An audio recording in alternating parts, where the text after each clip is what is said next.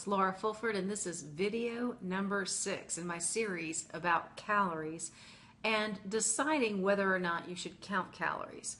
Now we're coming down to close to the end of this series, and I'm going to give you a little recap of what we covered so far.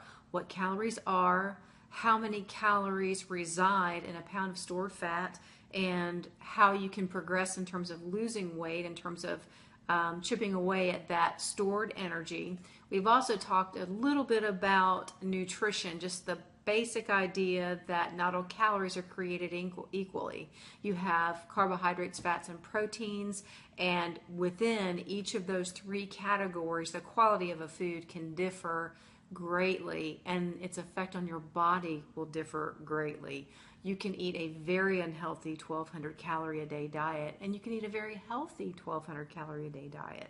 So all that to say, not all calories are created equal. I think that's an important point, but it's not a reason to dismiss the idea that you don't need to count.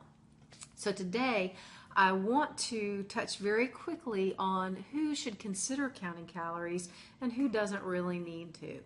I'll start with the latter first. The kind of person that really doesn't need to count calories might be somebody who has never had a problem with their weight.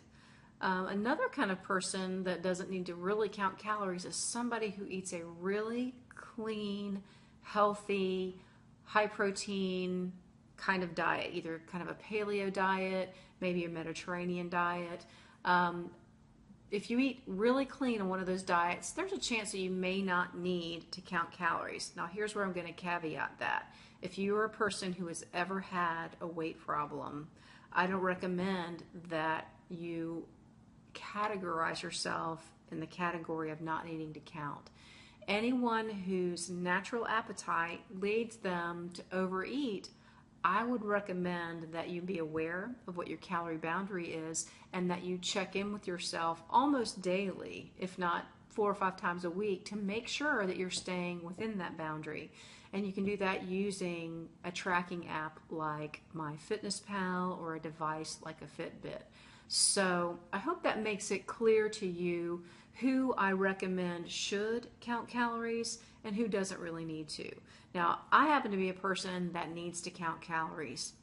I do eat a very clean diet now, but I'm one cookie or a piece of cake away from having those cravings again, away from thinking that, oh, I can have just a little bit. And then when I do that, all of a sudden I'm not tracking as much and I'm eating more than I need and more than I think I'm eating. So I happen to be one of those people that no matter how clean I eat, I'm going to need to keep a handle on my calories. I can gain weight on a vegan diet. I've gained weight on the Atkins diet. So all that to say that there is a certain type of person, someone who struggles with their weight, that type of person will find that counting calories is a helpful tool.